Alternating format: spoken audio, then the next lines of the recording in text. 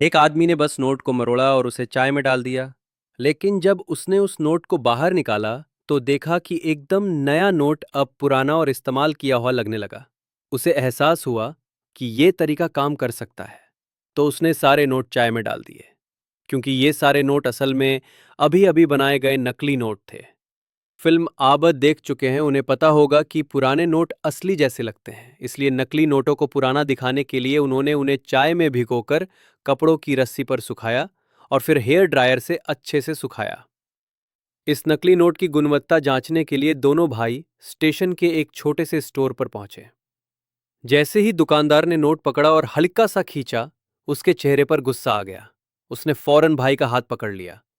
सुगरूरू या सुरूरूरू। बड़ा भाई तुरंत समझ गया कि कुछ गड़बड़ है और अपनी पूरी ताकत लगाकर छोटे भाई को वहां से खींचकर बाहर निकाला। लेकिन दुकानदार ने उन्हें छोड़ने का इरादा नहीं किया।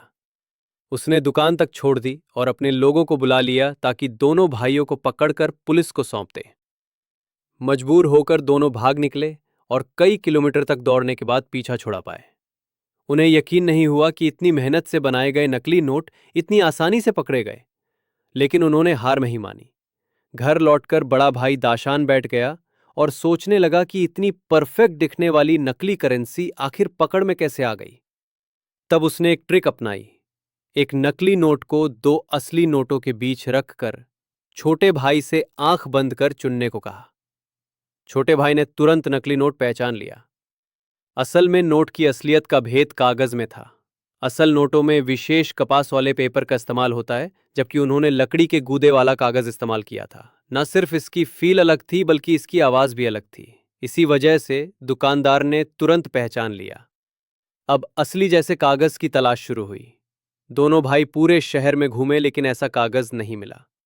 तभी उन्हें एक मैगजीन में एक पेज मिला जो बहुत हद तक उस पेपर जैसा था, लेकिन बहुत पतला था।